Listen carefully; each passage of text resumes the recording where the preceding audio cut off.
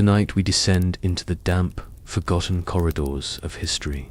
Not the grand tales of kings and conquests, but the quiet terror of ancient punishments. This isn't the glory of Rome or the elegance of the Renaissance.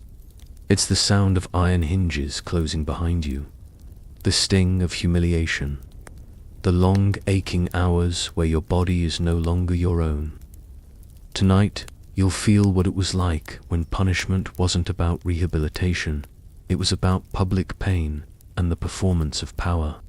I'm the candlelight historian, and this is history as it was lived, unforgiving, unfiltered, and brutally real.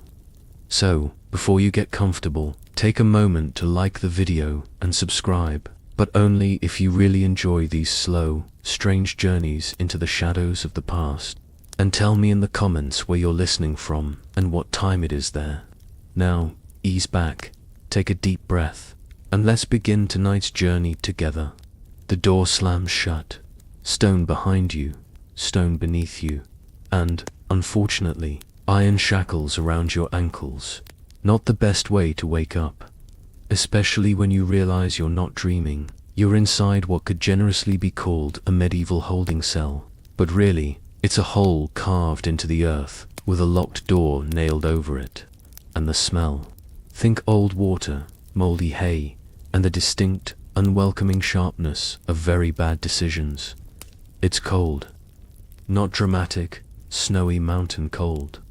More like damp, teeth-chattering cold that sneaks into your joints and settles there like it pays rent. You're sitting on a floor that was definitely not cleaned for your arrival. There's a straw pile in the corner, technically a bed, practically a pile of bug-infested lies. The ceiling is low, and somewhere above, you hear the muffled clunk of boots on stone.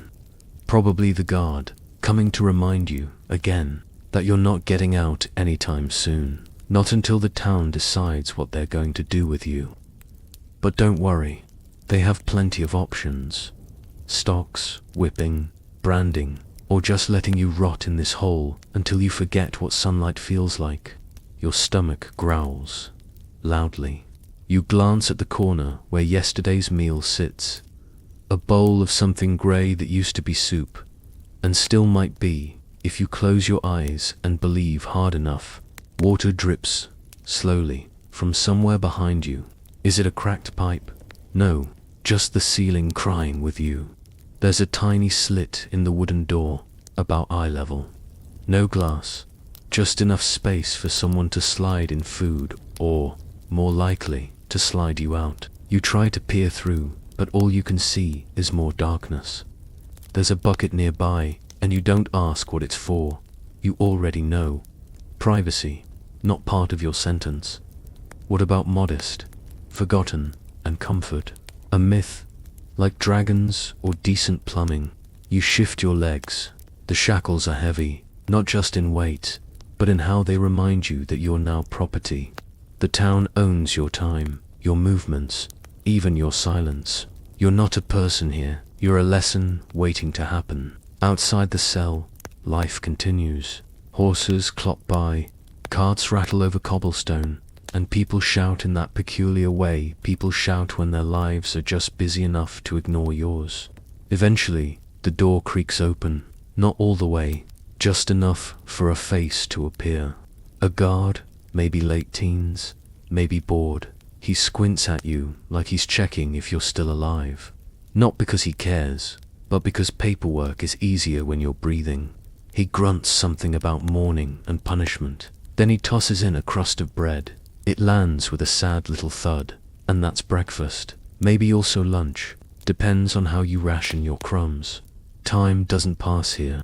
It drips, like the water behind you, like a slow leak you can't fix.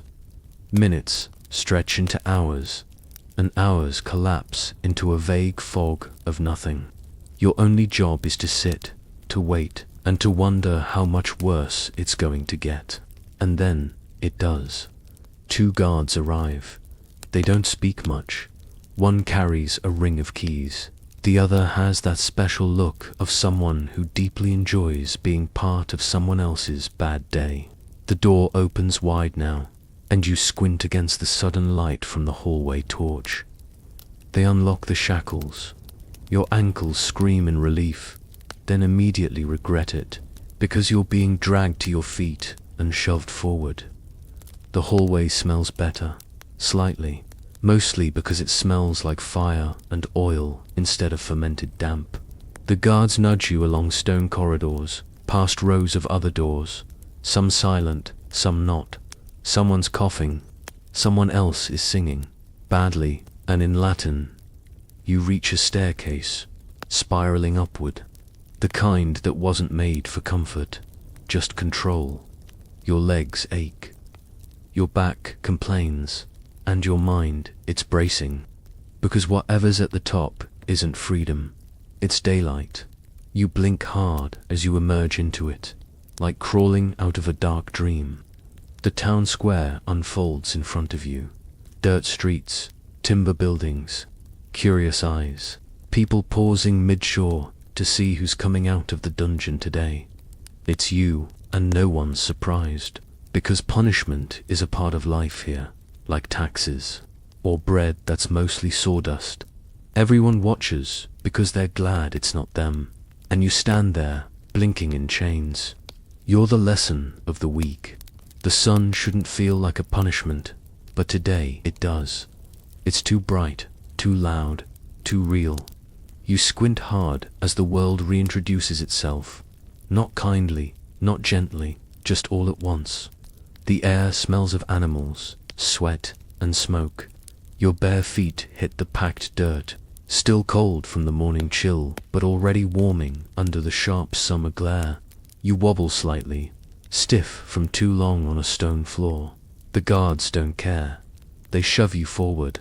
The town square is awake and nosy. A butcher wipes his hands on a stained apron. A baker leans in his doorway, arms crossed. Children point. Old women whisper. Everyone wants a peek. Because today, you are entertainment. No theater, no troubadours. Just you and a very old piece of wood with holes cut in it. The stocks. 2 vertical beams. 1 heavy plank on top.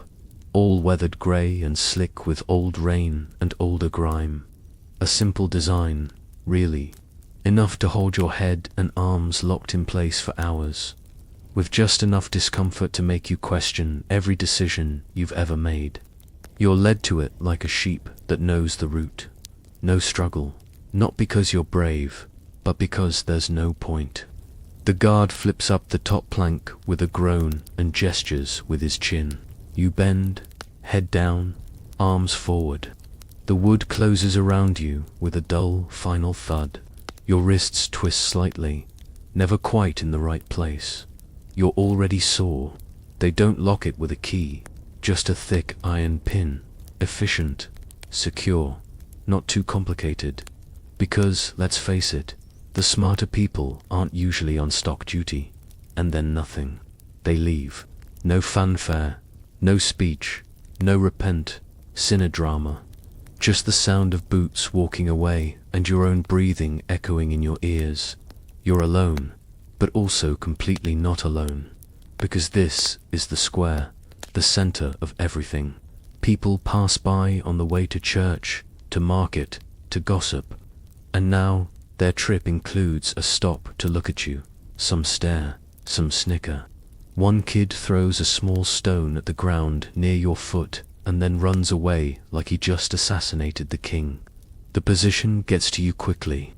Your back begins to ache first, then your shoulders. The weight of your head, now unsupported, starts pulling at your neck. You try to shift, but the wood isn't interested in your comfort. Every movement just makes it worse. It's supposed to. There's no shade, unless a bird decides to fly overhead, which, come to think of it, could go very badly for you.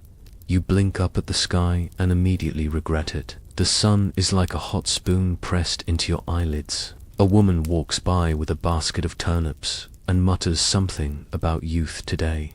She's probably 30, but she looks like she's been 30 for 40 years. Time slows down in the stocks. Not in the dreamy, peaceful way. in the way that every minute stretches until it's a small eternity of discomfort. Your knees wobble, your fingers tingle. Someone throws a piece of bread. It misses and lands near your foot. A dog eats it. Later, maybe an hour, maybe 5, a merchant drops a coin near you. It's not charity, it's a game. He wants to see if you'll beg for it, but you can't reach it. He laughs and walks off. His laugh sounds like wet cloth being wrung out. And then comes the crowd. Children first, because of course, they gather like seagulls around a dropped fish. One pokes you with a stick. Another throws something that might be a fruit. A third yells thief, just because it's exciting. They don't know what you did. No one does. Maybe you stole. Maybe you spoke too freely. Maybe you crossed the wrong person on the wrong day. It doesn't really matter. The punishment doesn't care about context. A man you vaguely recognize, who could be your neighbor or baker, or maybe both, stops in front of you. Well, he says, as if starting a conversation. He squints at you like you're an unfamiliar vegetable. Then he shrugs and walks away. Honestly, that was one of the nicer encounters. Someone spits. It lands on your shoulder. You don't flinch. You're past flinching. The sun moves slowly across the sky. The dust rises and settles again. A horse snorts somewhere nearby. At some point, your legs begin to shake. Not from fear, just from the effort of staying upright for so long with nothing to lean on. Your mouth is dry. Your lips crack. No water. That's not part of the package. Eventually, finally, someone returns. Not a guard, just a boy. Probably sent by someone with slightly more compassion than a rock. He gives you a sip of water from a wooden ladle. Doesn't say a word, just holds it there until you drink. Then he's gone. You never even saw his face. The shadows begin to lengthen. The crowd thins. People lose interest once the sun goes down. Pain is only entertaining while you can see it clearly. Finally, the guards return. They smell like wine and smoke, and the kind of power that doesn't require much effort. One of them unlocks the stocks. The other pulls you out. You stumble. Your arms don't feel like arms anymore. More like noodles that took a wrong turn in life. They laugh, but not cruelly, just efficiently. Like this is the part of the job that breaks the boredom. You're marched away from the square, back through the streets, now quieter. A dog barks once. Someone peeks from behind a curtain. And just like that, you're no longer the main event. You're just someone sore, sunburnt, and limping home if they let you go at all. Your neck still feels like it belongs to someone else. Not in the mystical, out-of-body kind of way. More in the, I slept on a brick and then someone kicked me, sort of way. You walk back through the narrow streets. There's no rush. The town has had its fill of spectacle for today, but you're not going back to the cell. Not yet.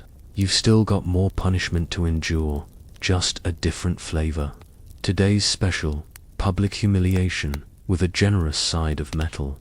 They take you to the center of town again, not to the stocks this time, but to a post, tall, thick, and nailed into a worn wooden platform. A chain dangles from a hook at the top. At first glance, it could be a tether for a horse, but it's for you. A small group gathers, not because they were invited. Word just spreads fast when someone's about to be shamed in public. You're made to stand with your back to the post. One guard produces an iron collar from a sack. It looks simple, but heavy. A dark ring of cold metal designed to make your neck feel smaller, your choices fewer. It clasps shut around you with a hollow clink. Then, they hang a sign around your chest. Thick wood, strung with rope. The letters are large and uneven, scrawled in red paint that's already flaking off. It doesn't say your name. It says what they've accused you of. Liar, or maybe thief, or heretic, or something even more exciting, like gossip. It's not always accurate. But accuracy isn't the point. The point is visibility. that anyone passing through the square knows what you've done, whether or not you actually did it. In this system, rumor is enough to earn you a costume. The weight of the collar settles quickly. You can't move your head much. Looking left or right requires a full body lean. That's probably part of the plan. Can't look away from the people staring. Can't pretend you're invisible. Someone chuckles nearby. Someone else whispers something to a friend. A child looks confused. Children are funny that way. They don't always understand the rules of adult cruelty. Not yet. A vendor calls out prices from his stall like nothing unusual is happening, because to him it isn't. You stand like a bizarre statue, part person, part warning. The collar chafes your skin every time you try to swallow. The sign digs into your ribs. Even breathing feels inconvenient. You start to sweat, not because it's hot, though it is, but because your body's natural reaction to humiliation is to try and melt into the background. You can't. The background is a wooden platform, and you're the centerpiece. Time continues its usual trick, stretching. People come and go. Some glance at you, others don't. But every so often, someone stops just long enough to smirk. There's a group of boys, maybe 10, maybe 12 years old. They toss pebbles at your feet. Not enough to injure, just enough to annoy. One hits your shin. You don't move. They lose interest. An old man ambles by and scowls. Then he spits. Then he blesses you. Honestly, you're not sure what to make of that combination, but it seems like he covered all his bases. Eventually, your legs start to feel like tree trunks. Not the strong kind. The kind that's rotting slowly from the inside. You shift your weight. The chain clinks. The collar tightens. A guard nearby looks up from his perch on a barrel and raises an eyebrow, just enough to say, "Don't even think about it." There is a particular humiliation in standing still while the world goes about its business. Not mocked, not hurt, just visible, reduced to a word on a sign. No one really sees you. They see the message. A few people, kind ones, maybe, don't meet your eye at all. They glance away quickly, like your punishment might be contagious. There's no comfort in that. The longer you stand there, the more your thoughts begin to echo. Was it worth it? What exactly did you do? Could you have avoided this? And the worst one, will this ever end? Eventually, a cloud slides across the sun, just enough shade to cool your forehead. It feels like a miracle. The breeze that comes with it carries the smell of meat pies, manure, and wood smoke. Medieval air freshener. You drift in and out of full awareness. The pain dulls, not because it's gone, but because your mind is politely pretending not to notice it. A strange sort of survival mechanism. Not quite sleep, not quite consciousness. Then, at long last, a horn sounds. A short blast. Not dramatic, just a signal. Something has ended. Maybe market hours. Maybe your time on the stage. The guard stands, stretches like he's been napping, which, honestly, he might have been, and makes his way over. He pulls the pin. The collar unlatches. Your neck screams in silent relief. You wobble slightly as the sign is removed. It leaves a faint red line across your chest, like a memory that's still fresh and angry. The crowd has thinned. Most people have moved on to more exciting things, like bread or goats, or not being you. You're allowed to walk now. No shackles, no stocks, no signs. But your head stays down. Not from guilt, from gravity, because some punishments don't need to hurt to leave a mark. Sometimes, all they have to do is show your face to the world. You don't remember when the crowd disappeared. One moment you were their favorite afternoon sideshow. The living, breathing, blinking warning of what happens when you say or do the wrong thing. The next, it was just your footsteps, echoing off cobblestones, as your lead behind a stable to a small, open space that smells like burnt leather and old decisions. The whipping post stands in the center, not dramatic, not carved with skulls or warning signs, just a post, solid, splintering, stained in ways you don't really want to think about. The guard behind you clears his throat in that casual, bored way that says, "This is just another Wednesday." The other one is holding the whip. He's uncoiling it like he's done it 1,000 times, which he probably has. It's not a monster of a thing, not the kind from legends or movies, all spiked and dripping with horror. Just long, worn leather, cracking slightly in the breeze, and terrifying in its simplicity. 3 lashes, the guard mumbles. That's all he says. 3, not 10, not 30, just 3. And yet, your stomach folds in on itself. You're tied to the post with rope. Rough rope. Not to hold you still, exactly, more to let you know you can't leave. Your shirt is pulled back, then up, then away entirely. The sun hits your skin, and suddenly even the breeze feels sharp. The crowd hasn't returned. That was the earlier act. This part, the whipping, doesn't need an audience. It's not about the performance anymore. It's about the reminder. You brace, because of course you do. Even though it won't help. Even though you've never been whipped before and have no idea what's coming, your body knows something is about to go wrong. Then it begins. The first crack doesn't sound like a crack, not in the way you expected. It sounds like a snap of thunder that didn't ask for permission. It doesn't even register as pain at first, just heat, a flash. Your shoulders lurch forward. Then it catches up. Like lightning followed by thunder, the sting arrives just a breath too late. A wide, burning ribbon across your back that immediately turns into fire. You suck in air. Can't help it. The pain is involuntary, but so is the gasp.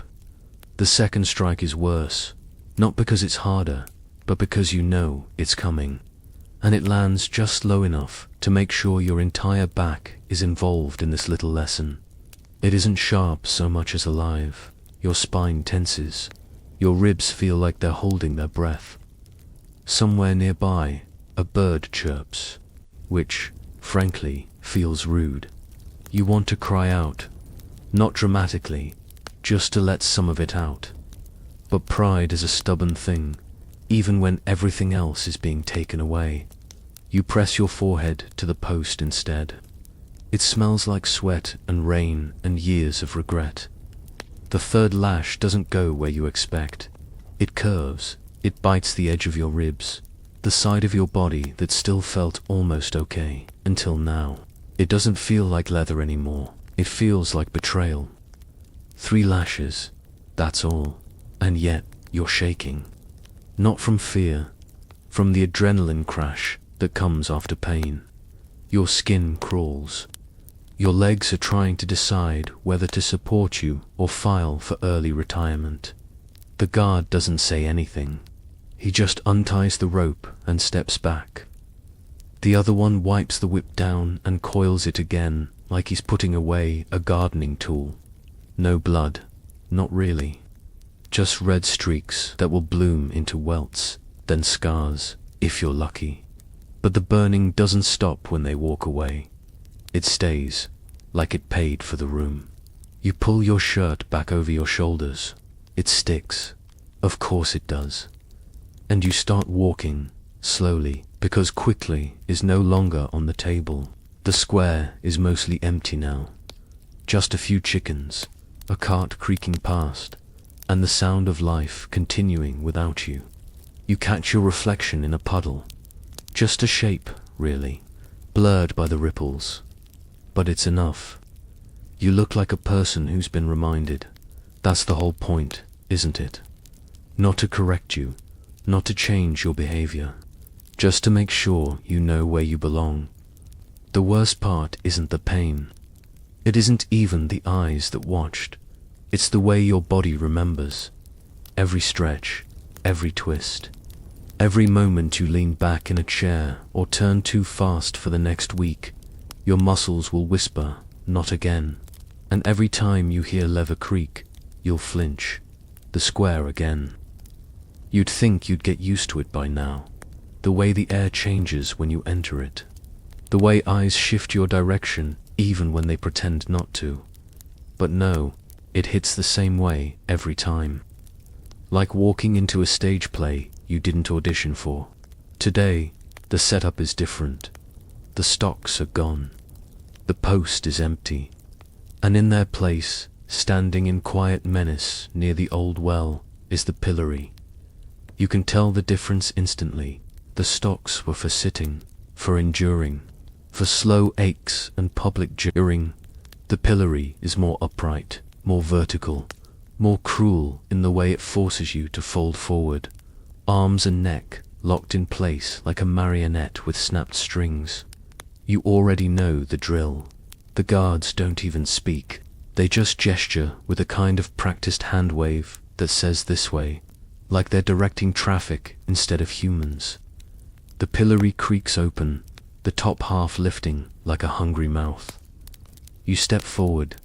You lower your head, slide your arms in. The wood comes down again. No ceremony, just weight.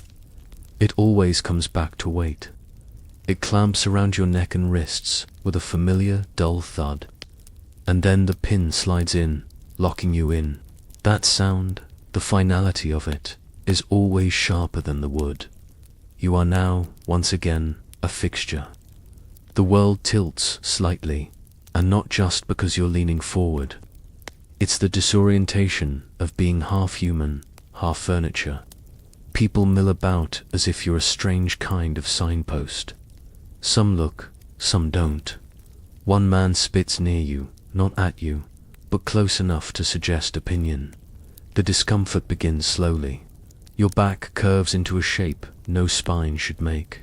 Your arms stretch downwards slightly, pinned in a position just awkward enough to ensure every muscle stays awake. And your neck, your poor neck, holds the full weight of your head with no help.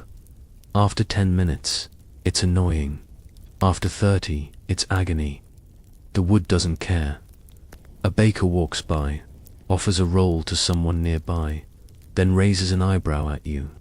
"Hot day for it," he says cheerfully, then walks on, like it's small talk, like you're just another weather report.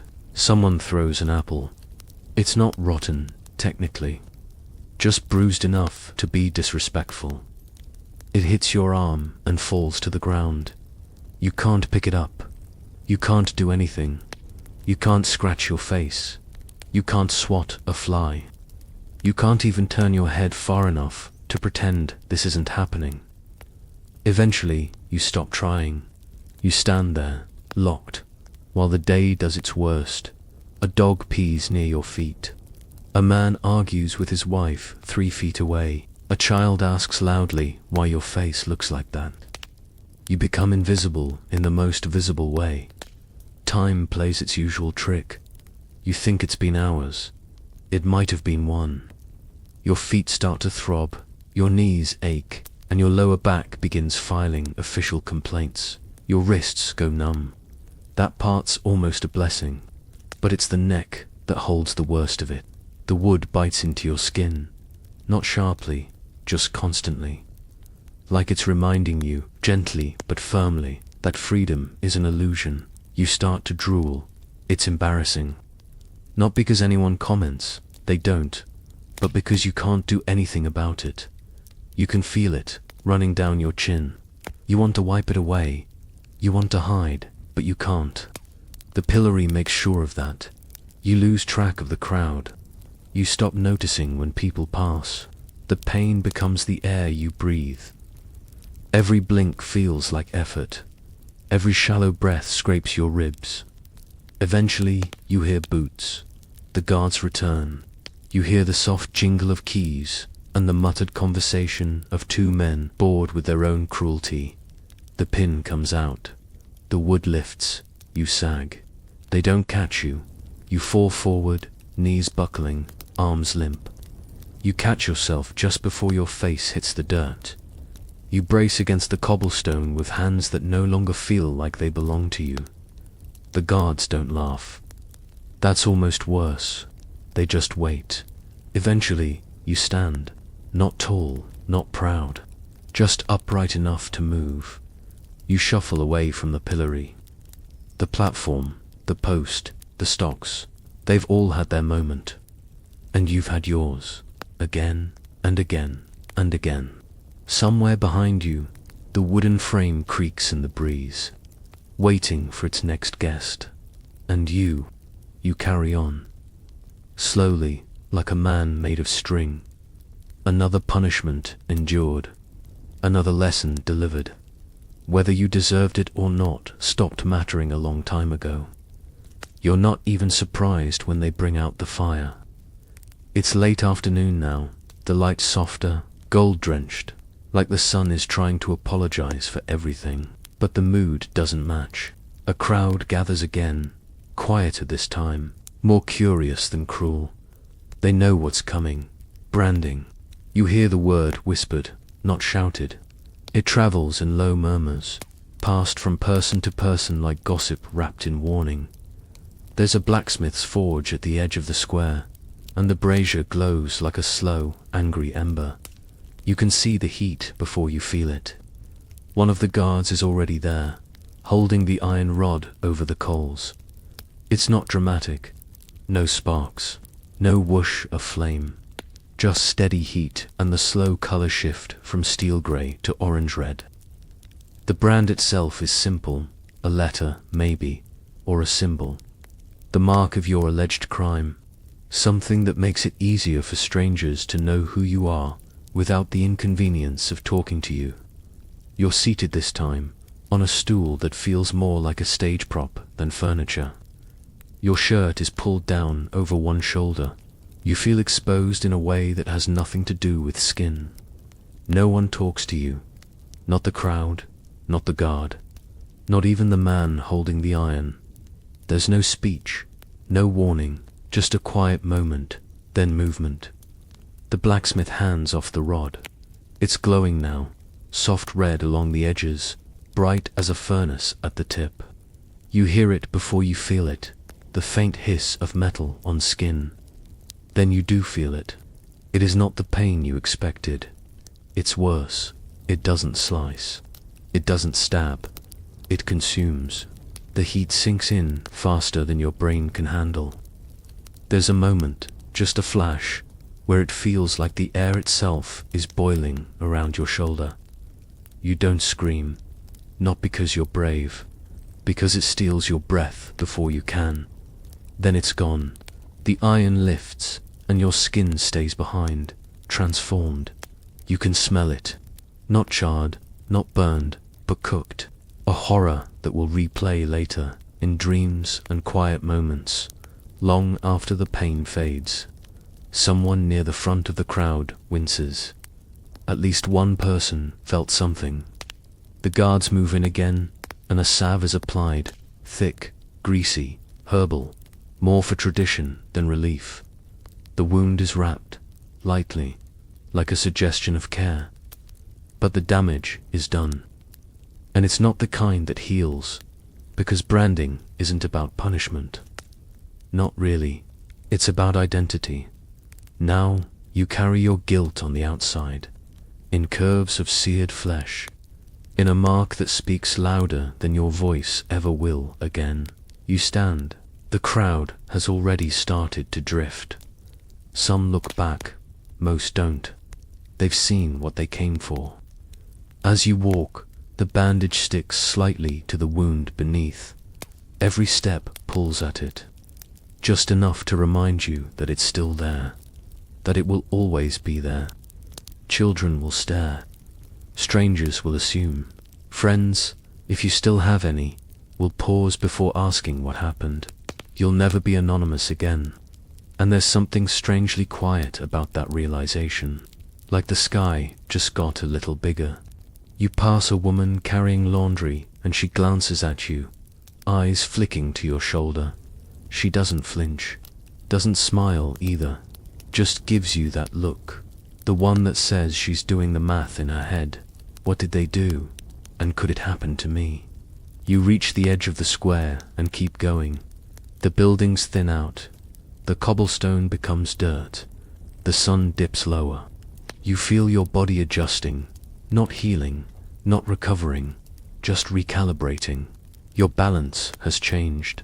One shoulder feels heavier now, warmer, not just from the burn, but from the memory baked into it. It hums beneath the bandage, not from pain, from permanence. There is no appeal, no wiping the slate clean, no second chance. Just the letter on your skin, cooling now, but never quite fading.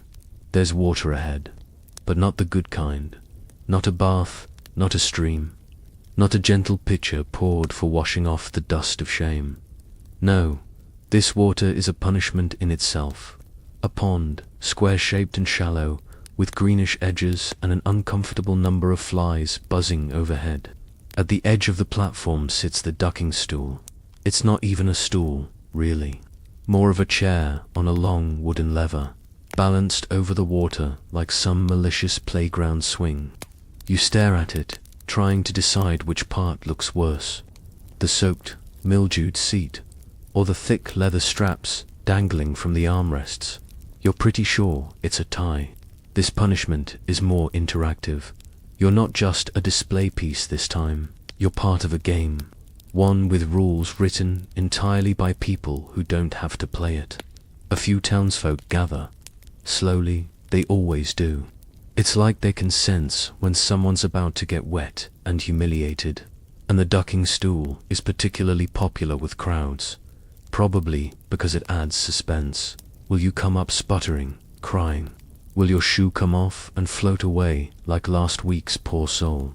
Two men tie your wrists to the arms of the chair. One snorts with laughter as he does it, like you're in on the joke. You're not. The chair creaks under your weight. It always does, they say. Even if you weigh as much as a sack of barley, it groans like it's holding up a knight in full armor. Ready? Someone mutters. You are not. And then you drop. There's no ceremony, no warning. The lever jerks, the chair tilts, and suddenly you're plunging headfirst into a pond that smells like dead leaves and disappointment. The cold hits first. It's shocking, full body, immediate. Your lungs seize, your legs kick out on instinct, but they're tied down. You can't breathe, you can't scream. All you can do is be in the water. It's not deep, maybe chest height, but that doesn't matter when you're strapped to a chair and flipped backward into it. They hold you under. Not long, not yet. Just enough for panic to start setting in. Then you're yanked back up, sputtering, coughing, gasping like a fish thrown onto dry land. The crowd laughs, not cruelly, just communally, as if this is normal, as if it's a play, and you're the part they clap for when the splash is good. The guard leans over and checks that you're still breathing. He looks slightly disappointed that you are. Then he nods, and you drop again. This time, your eyes are open. Mistake. The water burns slightly, tinged with whatever's been growing in it all summer. Bubbles rise past your ears. You try not to think about what else might be swimming nearby. You go limp, not out of strategy, just exhaustion. The fight in your chest quiets. You're brought up again. The wind slaps your face. Your dripping hair in your eyes. Water down your back. Your teeth chatter without permission. You look less like a person and more like a forgotten puppet soaked in the rain. A woman in the crowd shakes her head, not in pity, just mild judgment, as though she's seen better performances, or thinks you stayed under too long, like it was your choice. The punishment wasn't designed to hurt, not in the usual sense. There's no lash, no fire, just cold, breathlessness, and shame wrapped up like a soggy cloak around your shoulders. The third dunk is the worst. Not because it's longer, because by now You know exactly how it feels. You anticipate the burn in your throat, the weight of your soaked clothes, the creeping ache in your limbs, the dread of the next breath you might not catch. Up again, cough, gasp, blink, and then done. You're pulled upright. The water runs off you in slow streams, down your back, into your shoes. Your feet squish with every tiny step. The straps are loosened. You slump forward, your knees refusing to support the wet sack of bones you've become. Someone tries to help you up, not a guard, just an old man with cloudy eyes and a limp. He mutters something you don't understand and vanishes before you can thank him. You're escorted away, back through the town. Now, everything is wet. The road, your socks, your dignity. Children follow you at a distance, giggling behind hands. You don't look back. You just walk, dripping, shivering, your punishment still clinging to you, like the smell of pond water in your clothes. Later, when the sun goes down and you finally find somewhere dry to sit, your skin will prickle from the cold. Your mind will still feel half underwater. And in your dreams, you'll keep falling backward, into that same pond, over and over again. You don't realize what they're doing at first. There's no explanation, no barked order, just the sound of iron clanking and the slow approach of something large being dragged over cobblestone. People step aside with a mixture of curiosity and unease, not fear exactly, but wariness, like they're about to witness something that leaves a strange taste behind. Then you see it, the iron cage. Suspended by a thick wooden frame, it dangles just above the ground, swaying slightly in the wind like a grim chandelier. It's narrow, barely wide enough for a human body, vertical, cramped, shaped like a coffin that forgot it was supposed to lie down. Your steps slow. You were hoping for rest. Even a cold cell would have felt merciful after the ducking stool. But this is something else. This is meant to last. The guard nudges you forward. Climb in, he says, as if it's an invitation. Like this is something you volunteered for. The cage swings open with a reluctant groan. You stare at the inside, trying to figure out how you're supposed to fit. There's no cushion, no base, just metal bars and gravity. Still, you climb in, because not climbing in isn't an option. It takes a moment to get your limbs inside. One arm bends awkwardly above your head. Your knees buckle sideways. The iron presses into your ribs. Your shoulder blades rest against the cold bars. Nothing fits. And yet, here you are. They close the door behind you. The lock clicks. Then, the winch. With each pull, the cage rises slightly. Not high, just enough to take your feet off the ground. Just enough so that standing becomes impossible, and sitting is a fantasy. You hang, suspended in midair, swaying like a grim pendulum above the dirt. This is your new home. Not for a minute, not even for an hour. Sometimes, they leave people here for days. The wind picks up, and the cage swings ever so slightly, as if testing your balance. Your body adjusts instinctively, shifting weight, leaning one way, then the other. It doesn't help. Nothing helps. Your feet ache from dangling. Your arms go numb from pressing against the bars. Your back cramps almost immediately. And then, the stillness. There's nothing to do. No one to talk to. No direction to look that doesn't include a bar. The town passes by. People stop. Some stare. A few throw scraps of food. Most miss. One child stands below you and tosses small pebbles upward. Not maliciously, just curiously. Like testing the limits of boredom. At some point, a bird lands on the wooden beam above you and does what birds do. It's a very direct reminder of where you rank in the town's hierarchy. The sun begins its descent, and the shadows stretch. The iron grows colder. Your skin begins to itch where it's pressed against rusted metal. A few insects find their way to you crawling up the bars, investigating. You try not to flinch. Movement hurts more than stillness, but stillness hurts more than you expected. It's a strange kind of torture. No beatings, no shouting, no fire, just discomfort, silence, and time. Time becomes a loop. Minutes repeat themselves. You lose count of the people who pass. The cage creaks with every breeze. Occasionally, someone will stop to comment. Still up there. Shouldn't have talked back to the reeve, I guess. Bet they wish they were in the stocks now. You stop listening.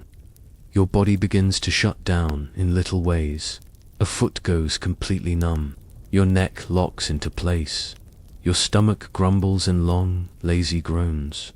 You're thirsty, of course, but the kind of thirst that feels old, settled, like your body already knows it won't be quenched for a while. The moon begins to rise. It's beautiful in that cruel way nature has, casting silver light across your face while you hang like a forgotten lantern. Somewhere nearby, a dog barks, a bell tolls, people close shutters, light candles, tuck themselves into bed. You don't. You stay exactly where you are, mid-air, cold, stiff, thinking too much. You try to sleep, you really do. But sleeping while suspended in a metal frame is an art form you haven't mastered yet. Every time your head droops, your neck protests. Every time your legs relax, they jolt awake again from pins and needles. So instead, you drift, not fully awake, not fully asleep, somewhere in between, where dreams are blurry and real life feels like it's happening to someone else. And when the sky turns pale again, when the morning smells like bread and smoke and gossip, the guards come back, the winch creaks, the cage lowers. You expect them to be gentle. They are not. The lock clicks again. The door swings open. You stumble out like a puppet with its strings cut. Your legs almost forget how to work. Your arms don't quite believe they're free. And your mind, well, it doesn't bother catching up right away. You're not injured, you're not bleeding, but you feel broken anyway. Because punishment doesn't always need violence. Sometimes it just needs time, metal, and silence. The rope itches. That's the first thing you notice. Not the noise of the crowd. Not the uneven platform beneath your feet. Not even the shadow of the noose swaying lazily in the morning light. It's the rope, coarse, fibrous, resting too close to your neck. Not tight, not yet. Just close enough to whisper what comes next. The gallows creak as you shift slightly. There are 3 others beside you, all sentenced, all silent, all pretending not to see the birds circling lazily overhead. You don't know them. That doesn't matter. This isn't a group activity. This is theater. A priest mumbles something. A clerk reads a list of offenses. Most of the crowd isn't listening. They're too busy watching you. Not with anger, not even pity, just curiosity. Like they've seen this before and will see it again. A familiar performance, and you're this week's lead. Your hands are tied in front of you, not behind. A small mercy, probably meant to keep you from falling flat on your face. Or maybe just to look a little more dignified for the crowd. The noose is adjusted. The guard behind you, the one who always seems just a bit too bored for someone in his profession, tightens the loop around your neck with an experienced tug. Not cruelly, just efficiently, like he's cinching a belt. You swallow, it scrapes. The platform is wooden, old, and stained in ways you try not to study. Beneath it, the trapdoor waits, hinged and ready, like a mouth carved into the floor. Your toes wiggle instinctively, trying to memorize where the edge is, as if that will make a difference. Someone in the crowd sneezes. The absurdity of that detail hits you hard. You're standing here with a rope around your neck, and somewhere down there, someone has the sniffles. Life is absurd like that. Tragedy and allergies occupying the same space. Then, silence. The kind that settles over a town square like fog. No birds, no muttering, Just the breeze and the sound of a rope creaking softly in time with your heartbeat. And then the lever moves. Not all the way, just a twitch. The trapdoor drops a few inches, just enough for your weight to shift forward. The rope goes taut, your body jerks, then stops. The platform creaks. It held. You didn't fall through. The noose tightens, but you're still standing, sort of. Your knees buckle, your legs twitch. For one breathless, gut-turning second, you think maybe this is it. Maybe they changed their minds and decided to finish the job, but they didn't. That was the punishment. Not death, almost death. A performance. For the crowd. For you. A rehearsal of your final moments. Staged, controlled, and utterly effective. The guard behind you reaches forward and loosens the noose just slightly, enough to let air return. Not comfortably, just barely. Your vision swims. You're lowered carefully now. The trapdoor reset beneath your feet. Your legs barely hold. You sway like laundry on a line. The crowd murmurs. This is the part no one talks about. The part where they don't kill you. Because this wasn't execution. This was the walk to the gallows. The practice death. A punishment in itself. Designed not to end you, but to mark you. To remind you, to haunt you. You're untied. The rope comes off slowly, like it's reluctant to let go. The priest gives you a look that's meant to be kind. It lands somewhere closer to exhausted. You wonder how many times he's done this. You're led down the steps, feet dragging, head spinning. The sky seems too bright now, the dirt too loud under your boots.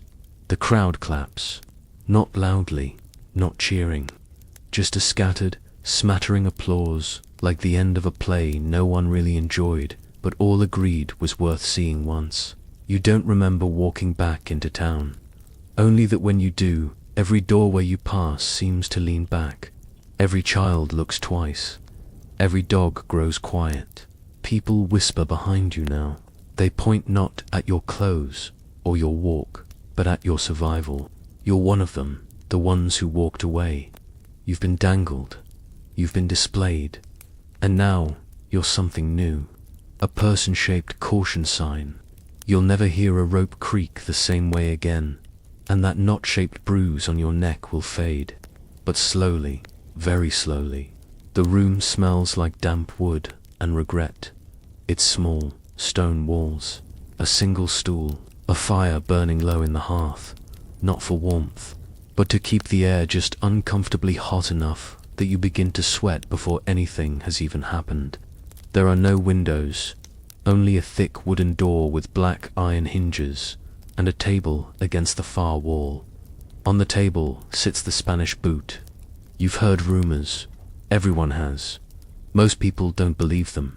They say it's exaggerated, that no one really uses it anymore, that it's more legend than reality.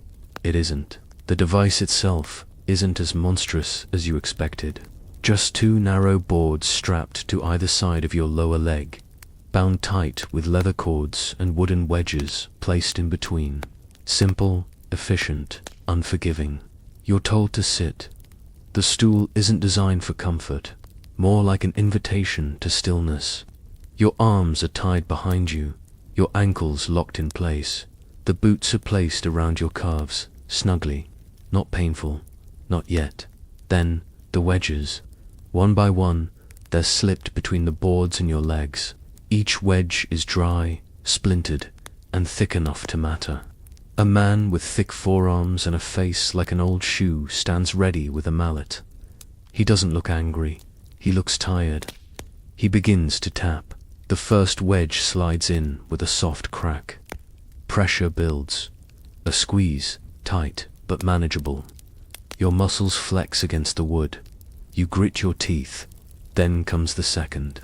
A little more force this time. A little deeper. The wood presses against your bone now. Not just the muscle, your breath catches. The third is worse. The man doesn't slam it in. He's careful, controlled.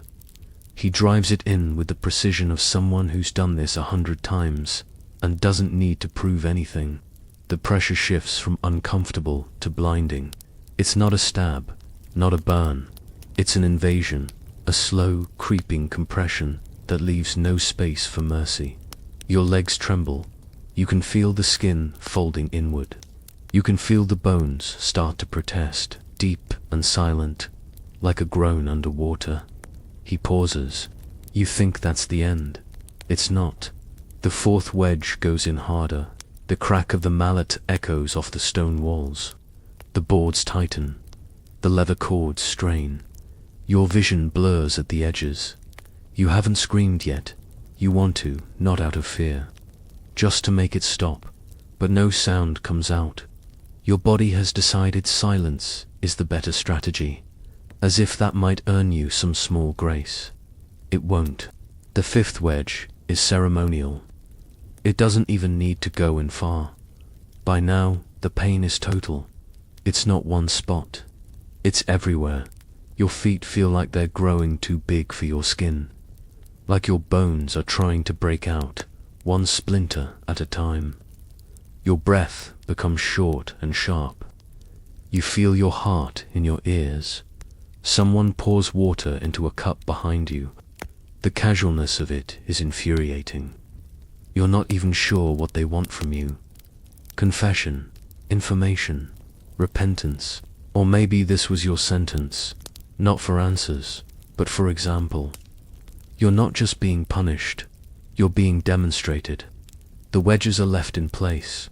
The mallet is set down. The man wipes his hands on a rag and nods, like he's just completed a bit of carpentry. The guards untie your arms, but not your legs. You're left there, still seated, still locked, still burning. The door opens. The fire flickers. They leave. You sit in the dark. Your legs throb in time with your heartbeat. You can feel every pulse as if it's trying to split your bones apart from the inside. You try to shift your weight. Mistake.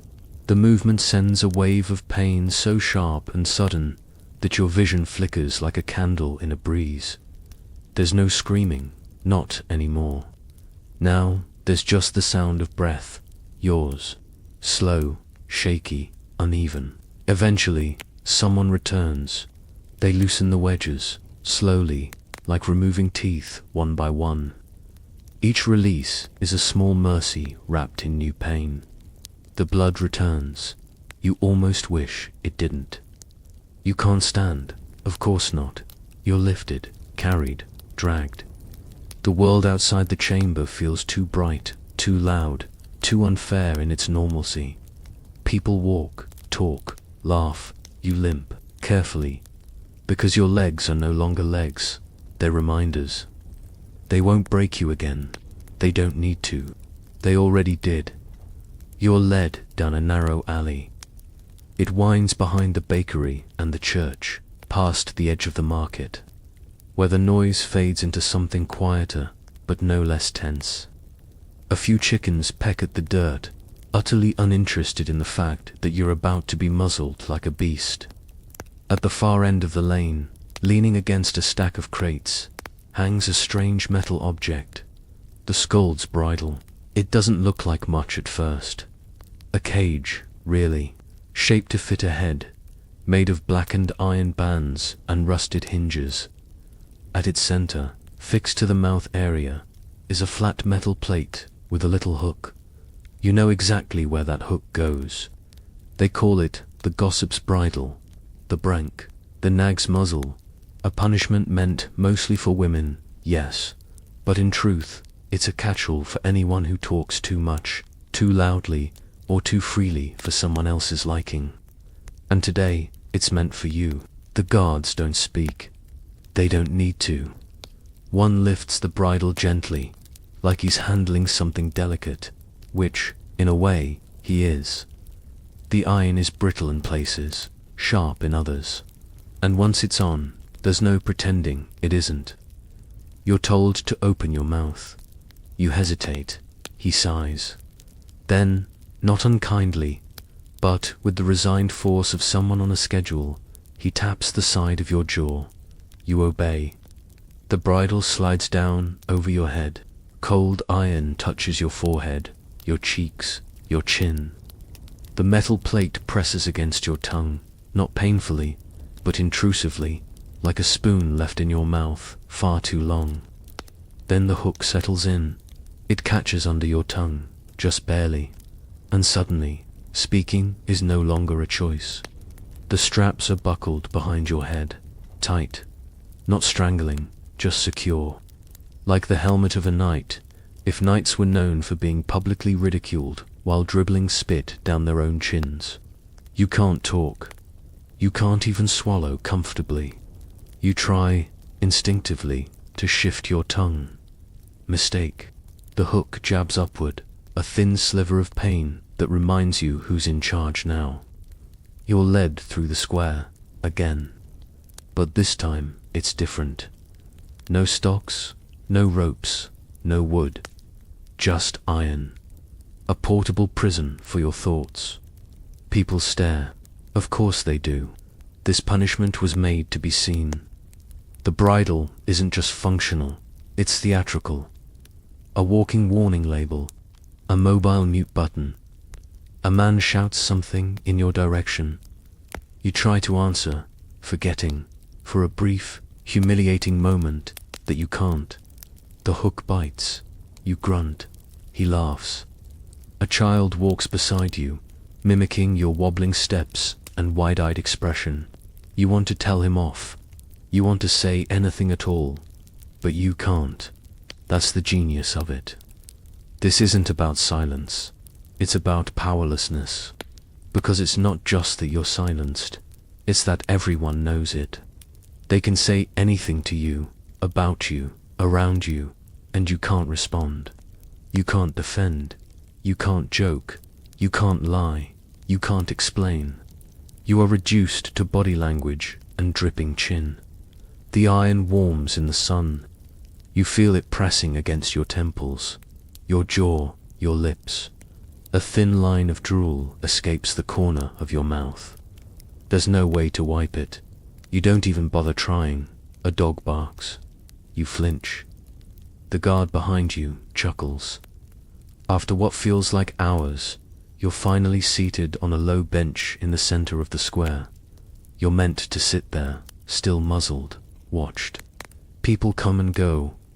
A group of young men walk past, laughing. One points at you and makes a noise, high-pitched, nasal, mocking. Another says, serves them right. You want to roll your eyes. You want to glare, but your face is iron now. You sit there until the shadows grow long. And when the guards finally return, they bring a key. The buckles are unfastened. The straps loosen. The bridle lifts away. The pain doesn't.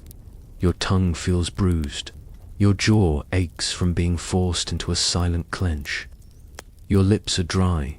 Your face is red where the metal rested. You're given a sip of water. It runs down your chin before you can catch it. And no one laughs. Because that's the thing with this punishment. It's not violent. It doesn't break bones or draw blood. But it lingers. You speak less for days afterward. Not because you're still hurting, but because you've learned that silence, when forced, makes noise of its own. You're told to walk. No cage this time. No ropes. No iron. Just a flat stretch of wooden planks. A circle of onlookers.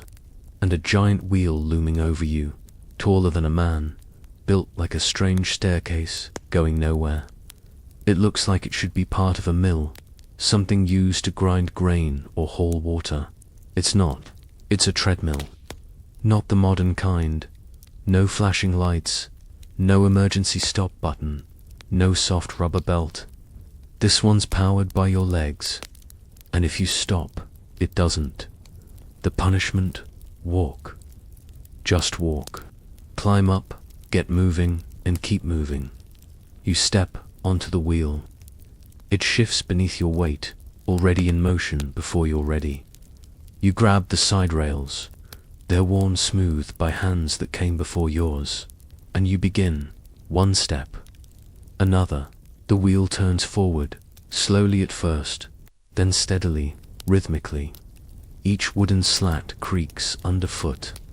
Your feet slap, your knees bend. The incline pushes back, demanding effort without reward. There's nothing to look at but the planks. Nothing to hear but the wheel. And behind it all, the voices. They're not cheering. They're not shouting. Just murmuring, casually observing. Watching you labor in place. Like you're part of the machinery now. You are. Your hands grip the side rail tighter. The wood is warm from the sun and slick from sweat. Yours, theirs, everyone's. It's not hard, not at first.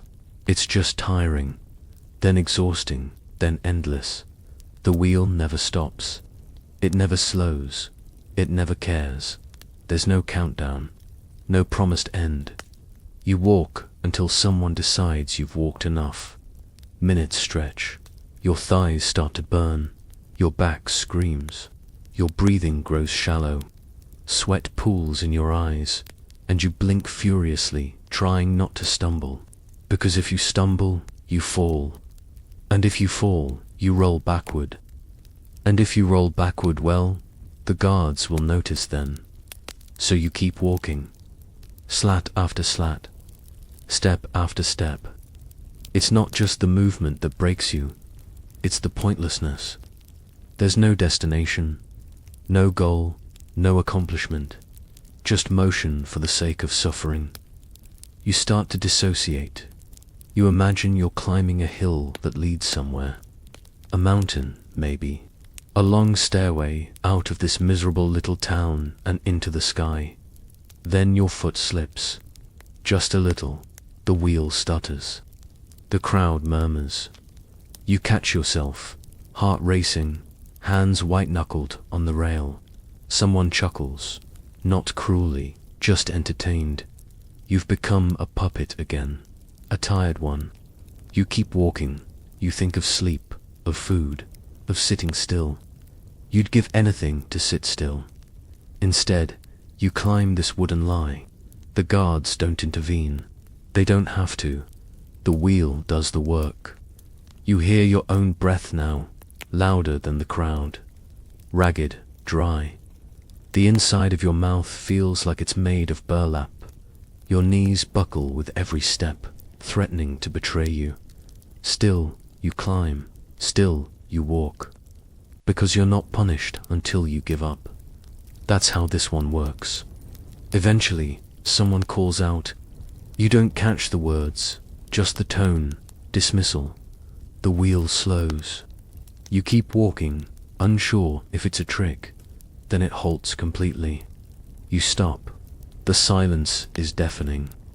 You stagger off the wheel like a man twice your age. Your legs tremble. Your shirt clings to your spine. Your chest rises and falls like a bellows. Loud, uneven, desperate. The crowd starts to disperse.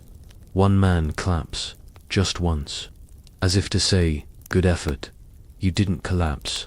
Fascinating, you sit. Not because they let you, because your legs refuse to do anything else. You lower yourself onto a crate nearby and let your hands fall limp in your lap. Your whole body pulses. Not from pain, from uselessness. You've spent the last hour, maybe more, walking in place, moving with purpose, accomplishing nothing. It's a metaphor so blunt, you almost laugh. You don't, because metaphors don't help sore knees. Eventually, the guards wave you on.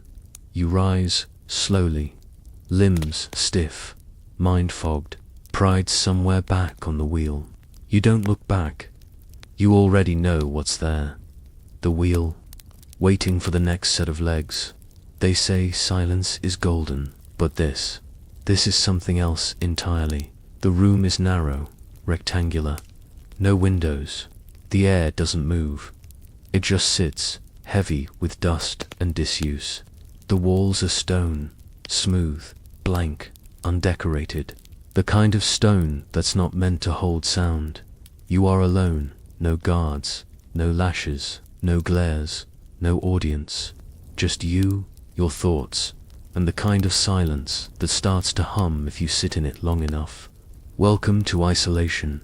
Your cell is more coffin than room. You can stand, but barely. When you lie down, your feet bump the far wall.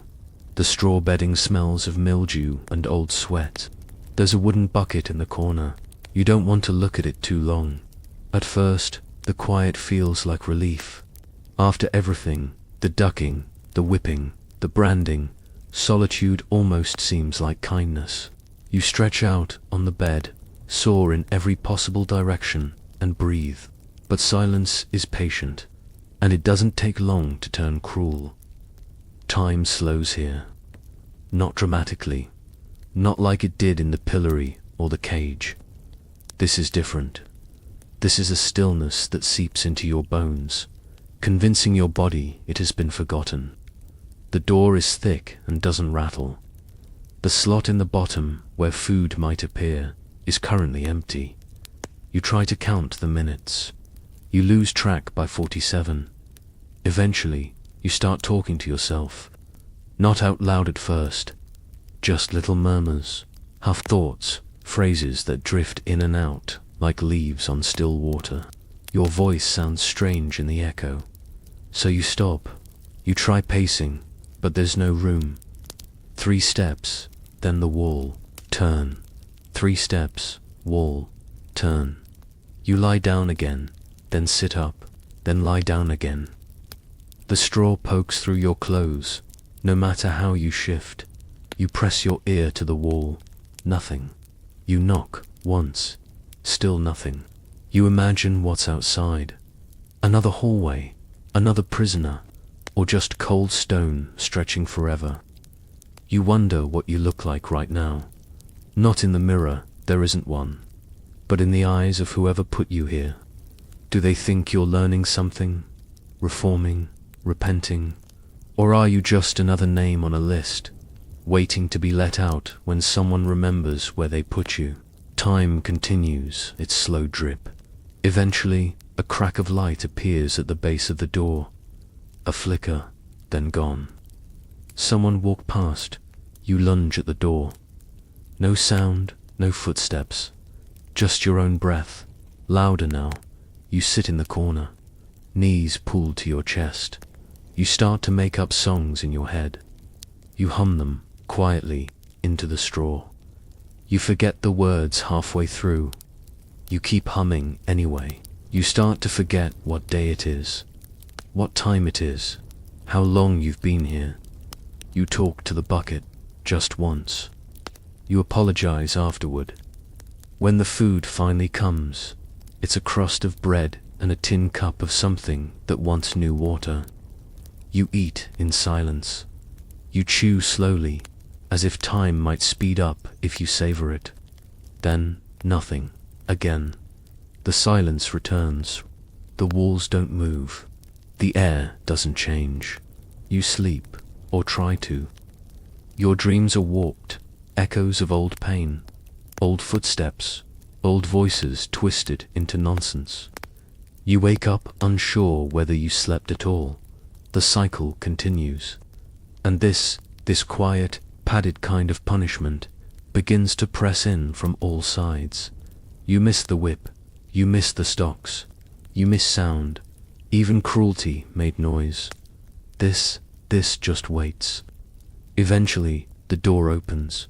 Light floods in. You squint. A guard stands there. He says nothing, just points. You follow, blinking, walking like you've forgotten how your legs work. The world outside is loud again, too loud. Voices, birds, carts, bells. You flinch at all of them, because in the silent room, nothing hurt, and nothing helped. And now everything stings, not because it's loud, but because you remember what it was like to be erased. You wake up with metal on your wrists. Chains, not the dramatic kind, not thick iron links dragged behind you like in stories. These are practical, fitted. They wrap around your wrists and ankles with cold indifference and connect you to the people on either side. Welcome to the chain gang. You're not alone anymore. That's the first thing you notice.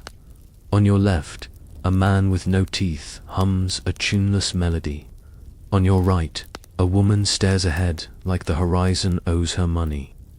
No one speaks. There's no need. You all know the rules. The guard at the front, the one with the red scarf tied around his arm like he wants to be remembered for something, lifts his voice. Move, and you move. The chains clink with every step. Not loudly, not melodramatically, just enough to remind you that freedom isn't yours today. You're marched out of town, down a dusty road that curves gently into fields. Somewhere, birds chirp, mocking, they have wings. You have calluses and regret. The tools come next. Hoes, shovels, picks, not the well-crafted kind, the leftover kind, bent handles, rusted edges. You're handed one. It's heavier than it looks, like it's storing up every punishment it's ever delivered. You're told to dig. No explanation, no reason, just dig. The soil is dry and stubborn. Every shovel feels like a negotiation. Your arms ache quickly. Your back follows. The others dig beside you, synchronized by necessity. You can't wander off. You're all attached. Like beads on a very tired necklace. You try to find rhythm. It helps. Scoop, lift, dump, step forward, clink, repeat. The sun climbs overhead. Sweat pools at the base of your neck. Your hands develop blisters on top of yesterday's blisters. The dirt gets into everything. Your nose, your mouth, your eyes. You blink it away and keep going. You try not to ask what you're building. A ditch, a road, a pointless hole to nowhere. It doesn't matter. The work isn't supposed to lead anywhere. It is the punishment. A guard passes by and offers water from a bucket with a shared ladle. You drink cautiously. It tastes like metal and something faintly green. Better than nothing. The old man to your left grunts. His back gives out. He collapses with a soft thud. The chain between you goes taut. You stumble. The guard looks over, shrugs. Two men lift him, sit him against a tree. He doesn't speak. His eyes are closed. You keep digging. The woman to your right hasn't said a word all day. But at some point, she reaches out and takes your shovel for a few minutes. You don't ask why. You just breathe and stretch and nod your thanks. Then you take it back and keep going. Dig, lift, dump. The sun begins to tilt westward. Shadows stretch. The air smells like dust and sweat and the kind of fatigue that settles in your bones, not your muscles. Finally, a whistle, sharp, 2 notes. Enough. You drop your shovel, your hands shake. Someone unlocks the ankle chains. The wrist ones stay on. Apparently, you've earned a half upgrade. You're marched back to town in silence. No one celebrates. You pass children playing with sticks. One of them points at you. His mother shushes him. You look away. At some point, you realize your legs are moving on their own. Your mind is no longer in charge. It's just along for the ride.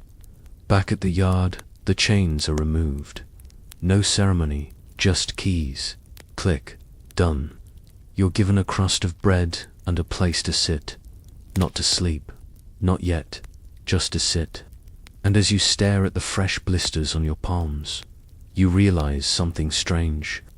You'd take the chain gang over the silence again, because at least with the labor, your pain has shape, and with every shovel of dirt, you got to bury a little bit of yourself and pretend it was progress. You're not sure when the punishment ends. There's no final strike, no grand declaration, no crowd gasping as a sentence is lifted. There's just a moment, quiet, subtle, when the guards stop calling your name and your body stops bracing for what's next. The sky is grey today, not stormy, just dull.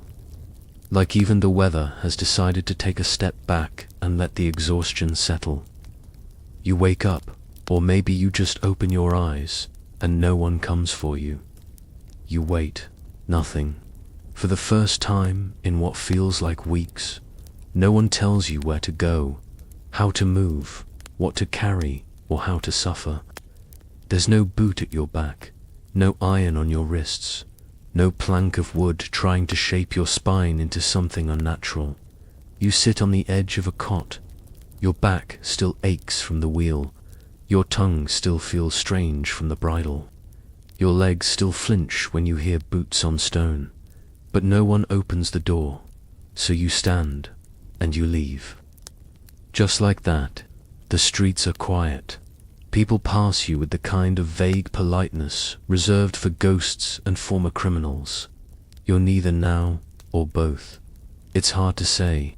You walk slowly, every step a negotiation between muscle memory and fatigue. The town feels smaller. Or maybe you've just been through too much of it. Hung from its frames, dunked in its water, dragged across its dirt. Everything's familiar. Everything's different. You pass the stocks. Empty now. You glance at the post where they tied the sign to your chest. The pillory still leans against the square's edge, its wood darkened by years of weather and regret. The cage, still there, swinging slightly in the breeze. No one inside today. Lucky them. A small child stares at you from behind a stall. You nod. He hides. You reach the edge of town, not because you planned to. Your feet just kept going. Past the road where the treadmill sits. Past the forge where the branding iron rests cold now. Past the alley where the bridle hangs like a forgotten decoration. You stop by a stone wall and sit. It's not comfortable. You're not looking for comfort anymore. You close your eyes and take a breath. It doesn't hurt. Not much. There's pain, of course. Deep down, in your ribs, your joints, your memory. But it's quieter now. Like it finally realized you heard the message. You endured. You didn't win. There are no winners here. But you're still breathing. And that counts for something. The wind picks up. It smells like dust and firewood. You imagine what it might smell like beyond this town. Pine trees, maybe. Salt air, anything but sweat and straw. You let your body rest. Really rest. No orders, no audience. No metal pressing into your skin. And as your breathing slows, you realize something strange. You're not waiting for the next punishment. You're just here, still, quiet. And for the first time in days, maybe weeks, you don't feel like a lesson someone else is learning. You just feel like a person again. Bruised, burned, bent, but still here. So now, the punishments are behind you. The gallows, the stocks, the branding iron, they've all faded into silence, leaving only quiet soreness and slower steps. But that's how pain leaves, isn't it? Not with drama, but with echo. You sit now, somewhere still, somewhere just out of reach. Your hands rest on your knees. Your shoulders drop for the first time in days. And the air, for once, does not carry judgment, just wind. You take a long, steady breath and feel your body soften. Your mind, still remembering the wheel and the cage and the long hours of isolation, finally begins to let go. There's no one watching you now. No performance, no spectacle, just stillness. The kind that comes at the very end of something difficult, when every muscle has fought and every thought has run its course, and there's nothing left to do but rest. The pain is quiet now. The world is quieter still. The night falls around you, gently, without fanfare. The sky darkens in slow waves. The earth cools. And the stars begin to watch over you. silent witnesses to your return. And as you breathe slower, your body lighter, your chest rising and falling with the peace that only comes after the storm, you sleep, not because the world has changed, but because you have. Sleep well and good night.